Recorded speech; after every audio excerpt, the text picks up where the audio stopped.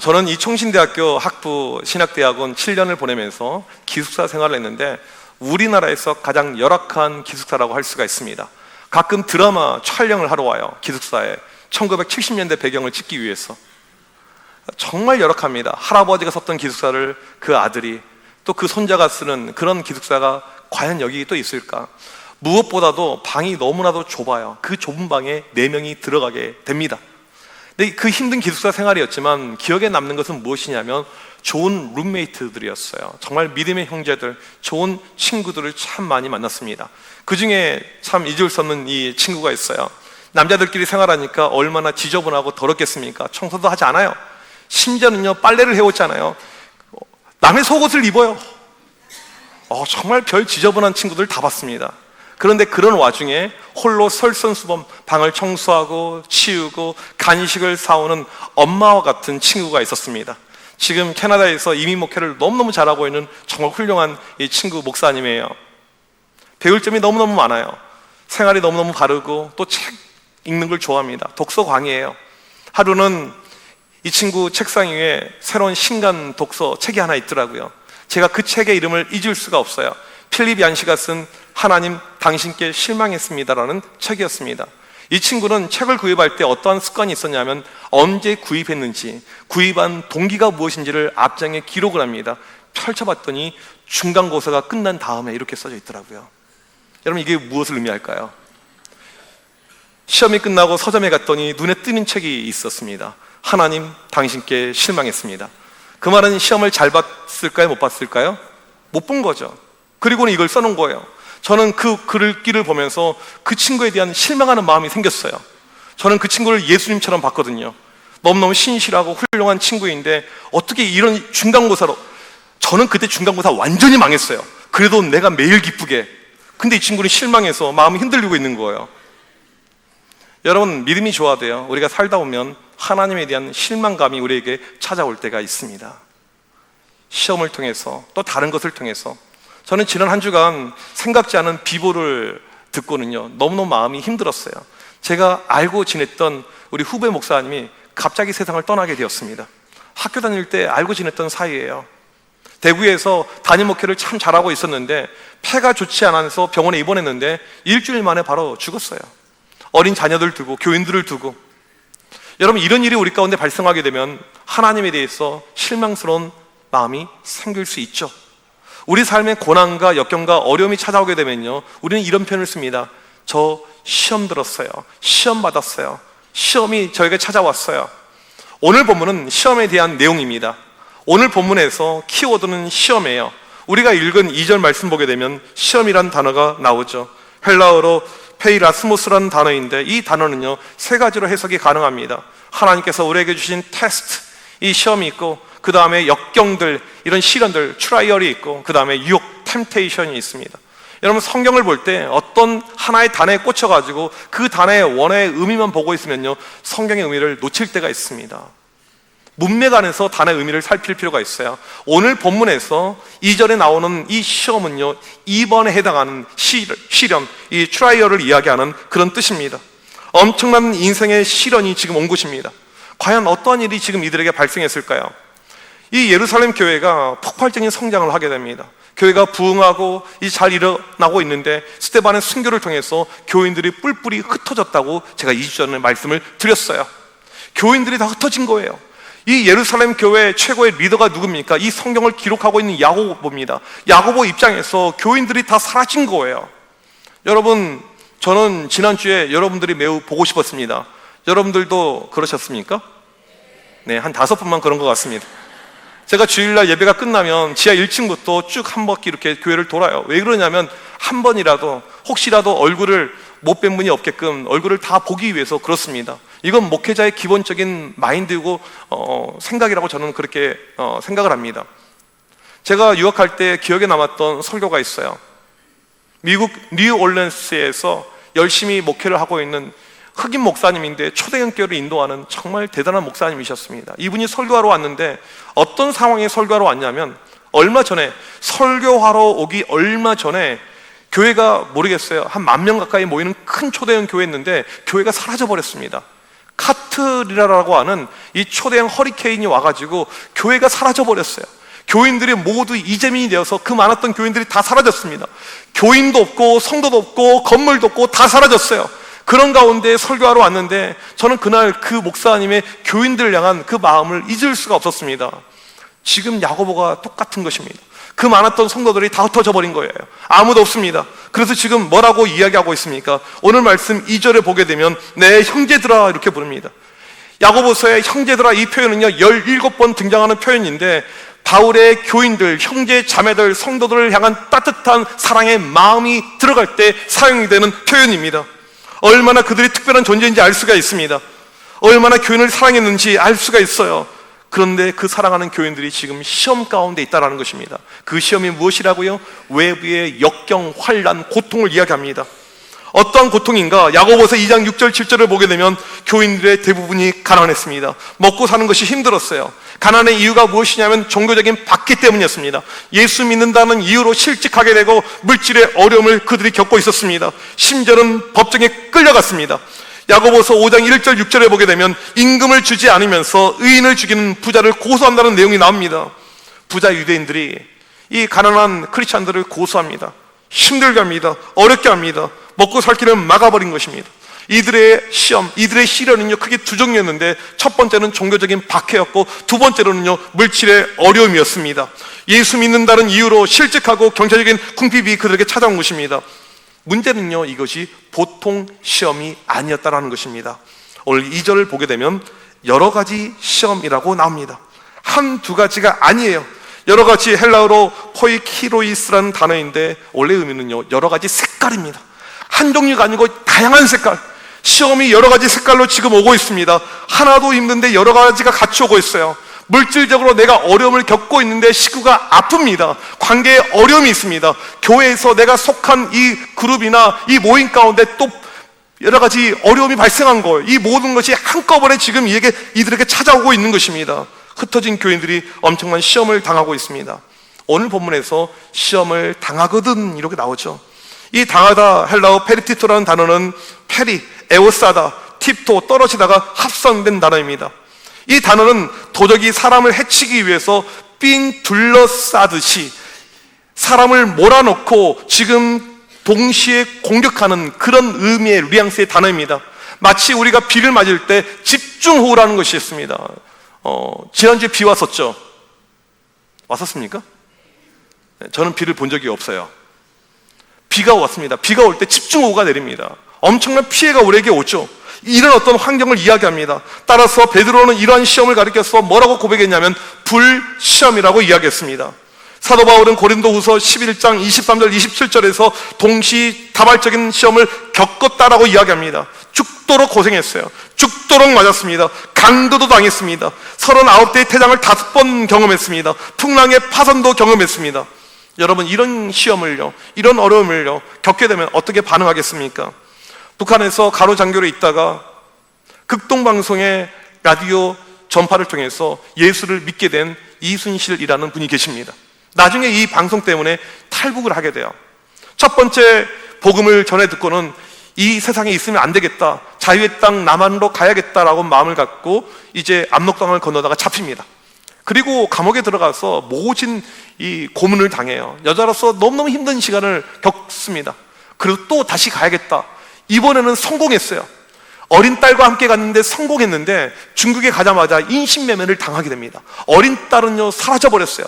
실종이 되었습니다. 여러분 이런 고통이 여러분들에게 동시다발적으로 찾아온다면 과연 견딜 수 있겠습니까? 우리는 감당하기 힘든 시련이 오게 되면 이런 생각을 하게 되죠. 왜 나에게 이런 시련이 왔는가?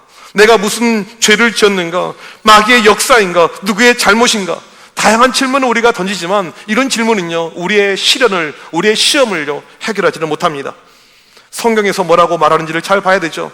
예수를 믿게 되면, 잘 믿게 되면 시험이 없다, 고통이 없다, 역경이 없다, 행복한 일만 찾아온다. 성경은요 절대 그렇게 말하지 않습니다.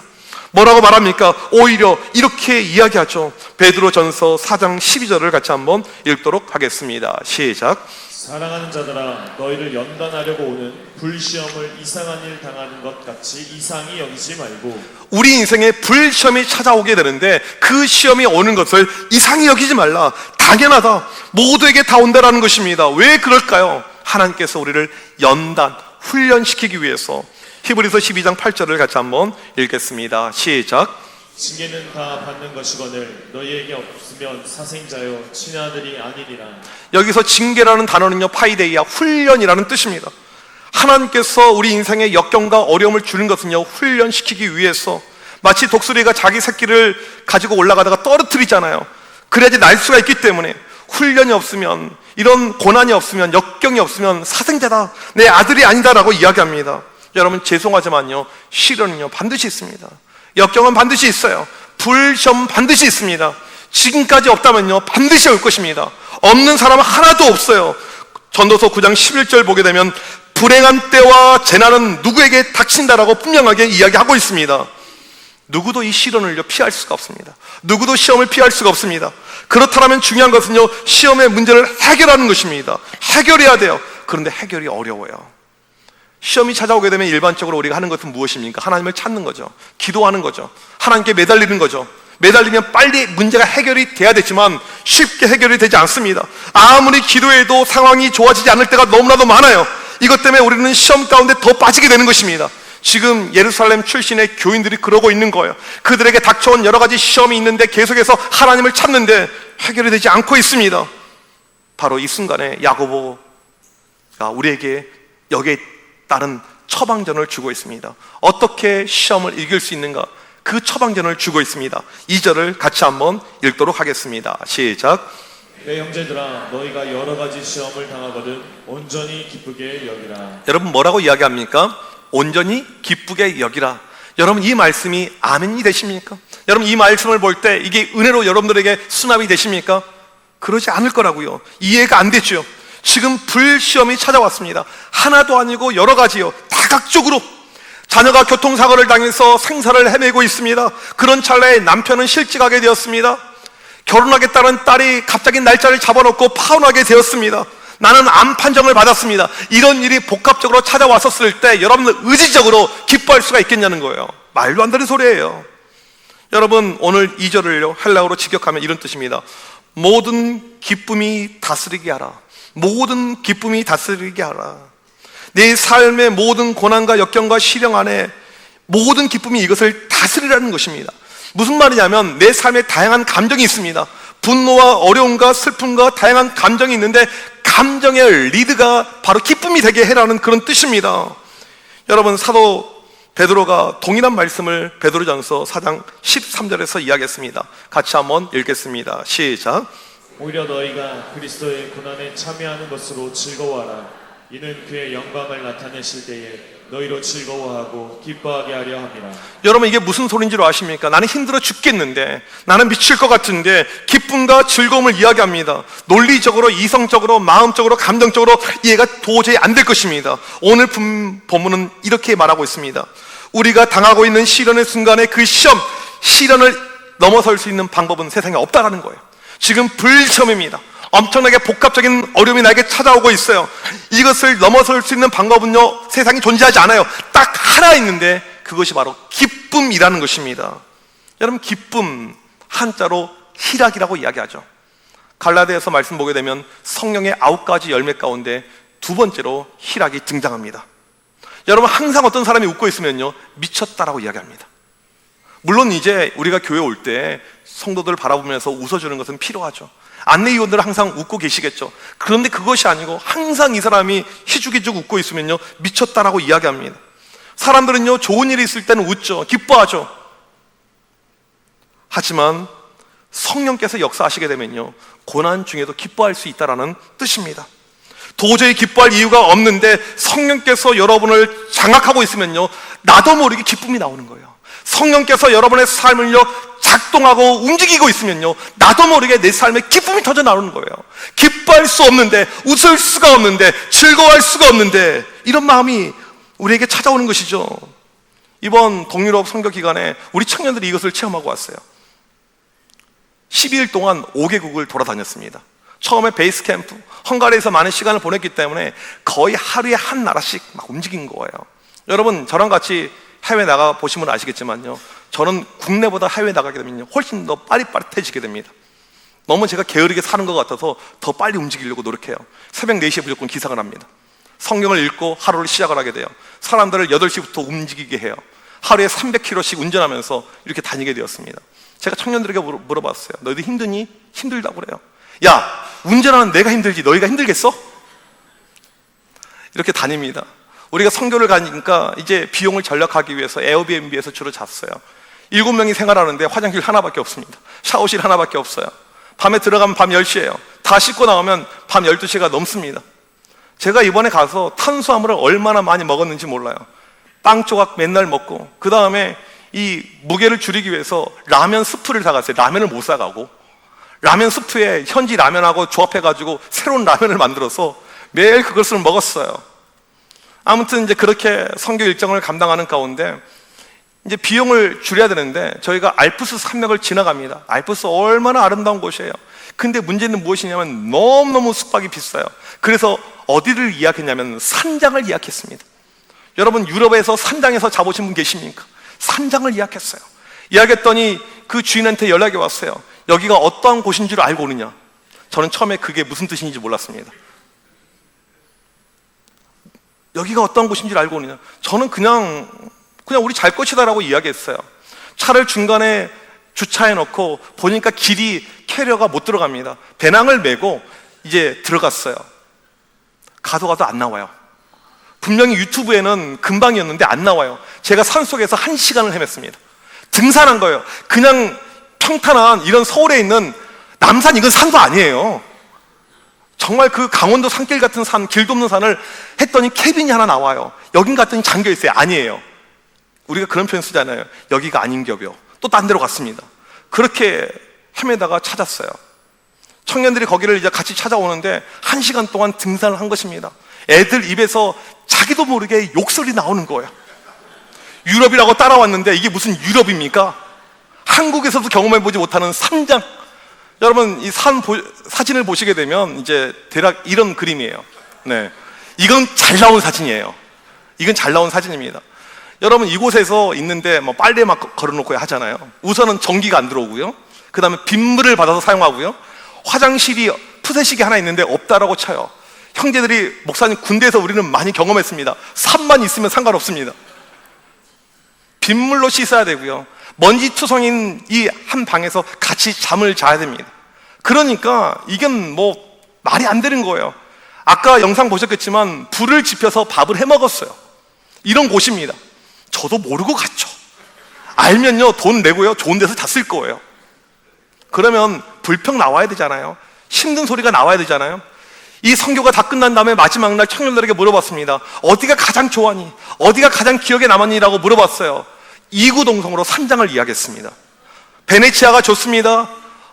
뭐 비엔나가 좋습니다. 아니에요. 산장이 좋습니다. 산장을 얘들이 이야기하더라고요. 왜 그런 줄 아십니까? 힘들게 갔는데 인터넷도 안 되죠. 전기도 안 나오죠. 우리가 했던 것이 무엇이냐면요, 찬양하는 거였습니다. 계속해서 찬양했어요. 아까 영상에서 잠깐 나왔듯이 청년들이 계속해서 쉬지 않고 찬양하는 가운데, 목사님 이제 찬양했으니까 기도해야 하세요. 계속해서 기도했습니다. 우리가 밟았던 5개의 나라를 놓고 한 나라씩 계속해서 기도했어요. 하나님이 이 땅이 영적으로 죽어갑니다. 이 땅을 살려달라고 계속해서 기도했습니다. 교회를 놓고 계속해서 기도했어요. 그렇게 하다 보니까 밤 11시가 넘은 거예요. 그냥 산속에서 부흥회가 진행된 것이죠. 여러분, 기뻐할 수 있는 상황이 아닙니다. 즐거워할 수 있는 상황이 아니에요. 하지만 찬양하고 기도했더니 그 순간에 성령께서 임하니까 우리의 표정이 밝아진 거예요. 기뻐지는 것이죠. 여러분, 성경에서 이것을 제대로 체험한 사람이 있습니다. 사도 바울이에요. 바울이 빌립보에서 하나님의 뜻 가운데 마게도냐 가가지고 열심히 복음 증거하다가 두들겨 맞잖아요. 그리고 감옥에 끌려갑니다. 그날 밤에 뭐합니까? 찬양합니다. 어떻게 찬양이 가능해요? 성령께서 그를 지배하고 있으니까, 기쁨이 나오니까 찬양이 만들어지는 것이죠. 바울은요, 이것을요 누구보다 많이 경험한 사람이었습니다. 고린도후서 7장 4절을 같이 한번 읽도록 하겠습니다. 시작. 내가 우리의 모든 환난 가운데서도 위로가 가득하고 기쁨이 넘치는도다. 환난이 가득한데 기쁨이 넘치는 것입니다. 여러분, 결국에 이런 고통과 연단 속에서 기쁨을 경험하잖아요. 그러면요, 우리 가운데 근육이 만들어집니다. 요즘에 헬스 많이 하잖아요. 단백질을 먹으면서 근육을 만들길 원하잖아요. 근육이 만들어집니다. 초대교회 오리게네스가 이런 이야기를 했어요. 시련 속에서 기뻐하는 것은 그 기뻐함을 하나님께 예물로 바치는 것이다. 시련 속에서 그 기쁨을 하나님께 바치면 기쁨의 예물의 질이 다르다는 것입니다. 이것을 최상의 기쁨이라고 하는 거예요. 나에게 좋은 일이 있을 때 기뻐하는 것은 누구나 할 수가 있습니다. 하지만 도무지 기뻐할 수 없는 그 순간에 그 상황에 기뻐하게 되면 하나님께 드리는 최고의 예물이 된다라고 고백했습니다. 우리는요, 집값이 올라가면 기뻐하죠. 연봉이 올라가면 기뻐하죠. 내가 투자한 주식이 잘 되면 기뻐하죠. 자녀들이 잘 되면 기뻐하죠. 누구나 할 수가 있습니다. 고난 가운데 기뻐할 수 있는 것, 시련 가운데 기뻐할 수 있는 것, 이것은요, 예수 믿는 사람밖에 할 수가 없어요. 하지만 이것이 우리의 힘으로 되지 않습니다. 하나님이 함께 하실 때, 성령께서 역사하실 때 가능하죠. 우리는 좋은 일, 기쁜 일 있을 때 감사합니다. 감사 예물을 올려드려요. 여러분, 힘든 순간에 하나님께 감사해 본 적이 있습니까? 저는 아직도 기억에 남는 제 제자가 있어요. 고3 때 열심히 공부했고 열심히 믿음 가운데 있었는데 대학에 떨어졌습니다. 여러분, 그 친구가 대학에 떨어진 날 뭐 한 줄 아십니까? 교회에 와서 감사헌금을 드렸어요. 비록 대학은 떨어졌지만 그동안에 저를 인도해 주신 하나님께 감사합니다. 저를 찾아와서요, 목사님, 비록 제가 대학은 떨어졌지만 저를 인도해 주심에 감사합니다. 선물을 하더라고요. 여러분, 이런 순간에, 역경의 순간에 이런 감사, 기쁨이 나온 적이 있습니까? 하나님의 관점에서 어떨까요? 세상에 수많은 성도가 있는데 지 좋은 일 있을 때는 기뻐하고 감사하지만 힘들고 어려운 일 있으면 하나님을 불평합니다. 원망합니다. 하나님 보실 때 누가 진짜의 성도일까요? 여러분, 오늘 말씀은 지금 당하고 있는 시련과 역경이 결국에 우리의 삶의 유익됨을 이야기합니다. 힘들고 어려웠어요. 어려운 가운데 성령이 주신 이름을 가지고 기뻐했더니 우리의 삶에 유익이 온다라고 이야기합니다. 그 유익을 3절에서 이렇게 이야기합니다. 같이 한번 3절 읽도록 하겠습니다. 시작. 이는 너희 믿음의 시련이 인내를 만들어내는 줄 너희가 알미라. 우리가 당하는 믿음의 시련이 인내를 만들어낸다. 성경에서 말하고 있는 인내의 특징이 있습니다. 이 어떤 시련의 상황을 벗어나려고 투항하는 것이 아니고 힘든 순간을 참고 견디는 것인데, 이 인내의 특징이 무엇이냐면요, 계속 커지는 거예요. 인내는요, 없었던 것이 만들어지는 것이 아니고 작았던 것이 커지는 것을 이야기합니다. NIV 성경을 보게 되면 오늘 본문을 가리켜서 인내를 발전시킨다라고 번역해 놨습니다. 여러분, 달리기 10km 하는 사람에게요, 5km는요 아무것도 아닙니다. 이게 인내가 만들어진 것이죠. 이번에 부다페스트까지 비행기 탔는데 12시간 반이 걸렸어요.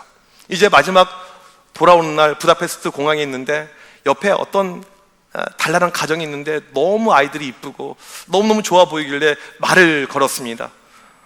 스페인 바르셀로나에서 왔더라고요. 그리고 물어봐요. 서울에서 여기까지 얼마 걸리니? 12시간 반 걸린다라고 이야기하더라고요. 그 순간에 이분이 자기 딸을, 11살짜리 딸한테 너 들었니? 12시간 반?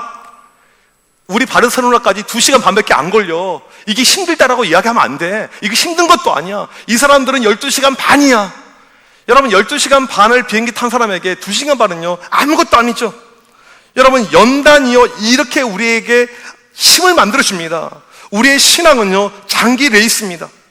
어떤 사람은 한때 믿음이 좋았다가 믿음이 떨어져요. 어떤 사람은 예수님께 헌신했다가 지금은 교회 안 다니기도 합니다. 믿음 생활에서 중요한 것은요 최후 승리를 얻는 거예요. 내가 마지막 주님의 부르심을 받는 그 순간까지 그 믿음을 가지고 살아가는 것이 중요합니다. 그러기 위해서 필요한 것이 무엇인 줄 아십니까? 인내예요, 인내. 믿음이 승리하기 위해서, 승리하는 믿음으로 살기 위해서 마지막까지 우리에게 필요한 것이 무엇이냐면요 인내입니다. 인내. 여러분, 우리가 성령 안에 기뻐할 때 인내라는 근육이 차근차근 만들어지게 됩니다. 신앙에서 성공한 사람들의 특징이 있는데요, 인내라는 근육이 만들어진 사람입니다. 이 사람은요 불시험을 이기는 것이죠. 어려움을 극복한 사람들이죠. 그래서 끝까지 승리한 사람입니다. 여러분, 마지막에 인내를 통해서 승리하게 될 때 우리에게 주는 약속이 있습니다. 4절 말씀을 같이 한번 읽도록 하겠습니다. 시작. 인내를 온전히 이루라. 이는 너희로 온전하고 구비하여 조금도 부족함이 없게 하려 함이라. 시련을 통해서 인내라는 근육이 생기잖아요. 인내를 통해서 온전하고 완전한 신앙의 상태를 갖게 된다라고 이야기합니다. 2주 전에 이야기했듯이 성숙으로 가는 거예요. 이때 믿음의 성숙이 생깁니다. 하나님은 우리가 온전하길 원합니다. 온전하다, 오늘 말씀에서 타레이오스라는 단어인데 이 단어의 원래 뜻은요, 어떤 사문의 본래의 목적에 도달하는 거예요. 하나님이 여러분을 구원하실 때 목적이 있는 것입니다. 여러분을 하나님의 자녀로 삼을 때 목적이 있어요. 그 본래의 목적으로 만들어 주시겠다라고 약속을 하고 있습니다. 지금 내가 겪고 있는 시련과 역경을 믿음으로 이겨낼 때 하나님이 원하는 이상형의 믿음의 모습이 만들어질 줄 믿습니다. 이것을 경험한 신앙의 선배들이 참 많아요. 감당할 수 없는 어려움이었고 고통이었는데 이 고통의 터널을 기쁨으로 통과하면서 온전해진 신앙의 선배들이 너무나도 많습니다. 성경에 보게 되면 대표적인 예가 누굽니까? 바로 욥이죠. 모든 시련을 통과한 다음에 인내가 만들어졌어요. 이 인내를 경험하고 온전해진 다음에 욥이 한 고백이 바로 욥기 42장 5절 말씀입니다. 같이 읽겠습니다. 시작. 내가 주께 대하여 귀로 듣기만 하였사오나 이제는 눈으로 주를 배웁나이다. 욥이 주님을 보는 것은요, 모든 것을 통과한 다음입니다. 나에게 고난과 역경이 있었지만 이것을 기쁨으로 이겨냈고 그에게 인내가 만들어졌을 때 마지막에 하는 고백이 주를 이제는 뵙습니다라고 이야기합니다. 예수 믿는다는 이유로 모진 고난과 역경을 겪은 바울이 그가 마지막에 한 고백도 동일한 고백이에요. 빌립보서 4장 12절을 같이 읽도록 하겠습니다. 시작. 나는 비천에 처할 줄도 알고 풍부에 처할 줄도 알아. 모든 일 곧 배부름과 배고픔과 풍부와 궁핍에도 처할 줄 아는 일체의 비결을 배웠노라. 바울의 고백은 한마디로 말하면 인내를 배웠다라는 것입니다. 신앙의 성숙을 배웠다라는 거예요. 그러면서 이제 바울의 삶에 새로운 슬로건이 생깁니다. 이 인내를 경험했기 때문에, 이 모든 것을 이겼기 때문에 새로운 슬로건이 생겨요. 그것이 바로 빌립보서 4장 13절 말씀입니다. 같이 읽겠습니다. 시작. 내게 능력 주시는 자 안에서 내가 모든 것을 할 수 있느니라. 여러분, 이 말씀은요, 진짜 모든 것을 한다는 그런 의미가 아니고 이제 더 큰 시련과 더 큰 역경과 더 큰 환란이 오더라도 이 모든 것을 능히 감당할 수 있는 믿음이 나에 생겼다라는 고백이라는 것입니다. 여러분, 아직도 인생의 어두운 터널 가운데 있습니까? 시련이 있습니까? 시험이 있습니까? 기쁨을 구하십시오. 내 의지의 기쁨이 아닌 성령을 통한 기쁨. 그럴 때 인내라는 근육을 얻게 될 것이고 온전케 되는 축복이 여러분의 삶에 일어날 줄 믿습니다. 그런 믿음을 가지고 살아가는 우리 모두가 되시길 주님의 이름으로 간절히 축복합니다. 우리 이 시간 자리에서 일어나셔서 함께 이 찬양으로 우리의 믿음을 고백하길 원합니다. 힘들고 어려운 순간에 우리에게 필요한 것이 무엇일까요? 바로 주님의 품이죠. 거친 파도가 우리에게 찾아오고 폭풍이 우리에게 온다 할지라도 주님의 품 안에 거할 때 이 모든 것을 이겨낼 수 있는 믿음이 우리 가운데 생겨날 줄 믿습니다. 우리 시간 같이 찬양하도록 하겠습니다.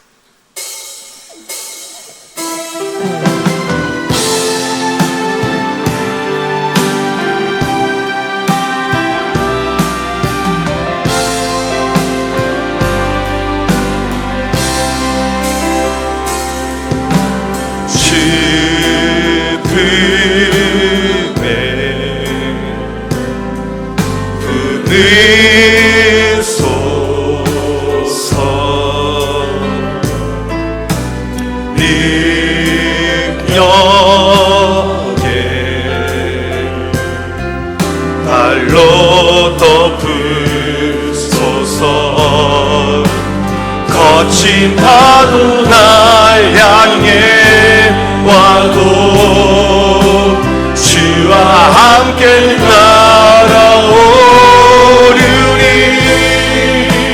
오픈 가운데 나의 영혼 잠잠하게 주를 보리라. 주님 안에 다 거하리. 주님 안에 나 거하리.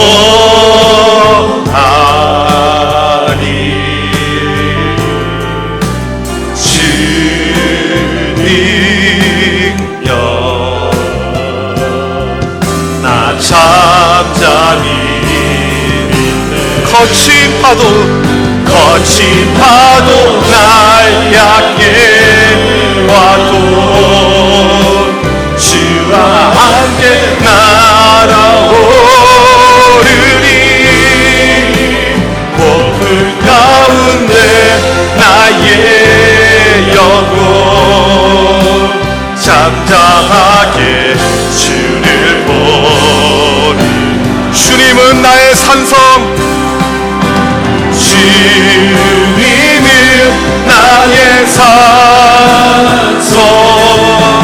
주님은 나의 요새, 주님은 나의 소망, 나의 힘이 되신 여호와. 주님은 나의 산성, 주님은 나의 산성, 주님은 나의 요새, 주님은 나의 소망, 나의 힘이 되신 여호와.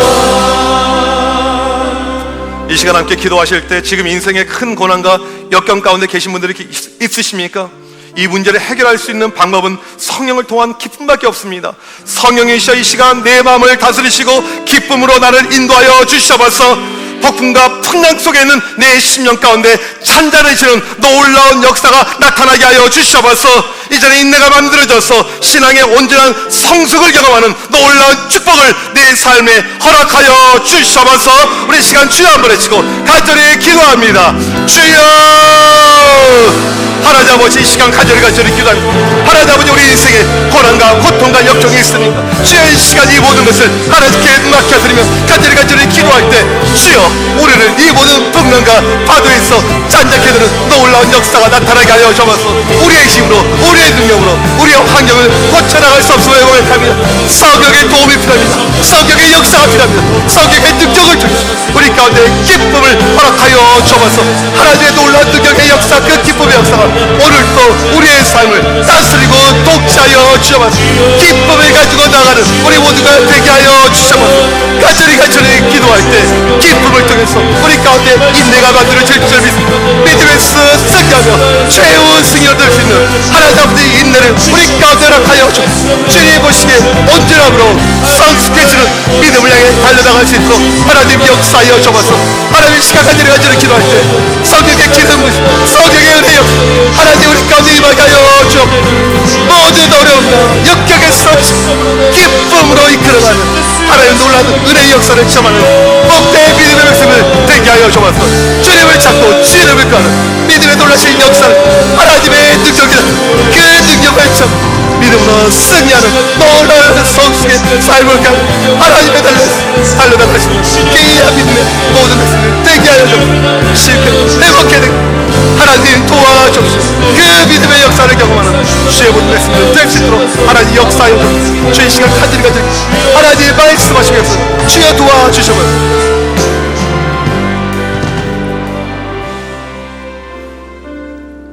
하나님 아버지, 우리 인생에 오늘 또 예상치 않은 고난과 역경과 시련이 올 때가 있음을 고백합니다. 바로 이 순간에 이것을 해결할 수 있는 방법은 기쁨밖에 없음을 고백합니다.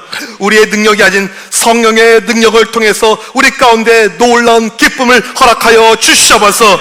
이 과정을 통해서 인내의 열매를 경험하게 하여 주시옵소서. 하나님 앞에 온전케 되는 신앙의 성숙을 체험하는 주의 모든 백성들 되게 하여 주시옵소서. 지금은 우리 주 예수 그리스도의 크신 은혜와 하나님 아버지의 무한하신 사랑하심과 성령님의 위로교통하심이 고통 가운데 어려움 가운데 성령이 주신 기쁨을 통해서 믿음의 성숙을 체험하길 원하는 주의 모든 백성들 머리머리 위에 지금부터 영원토록 함께 있을지어다. 아멘.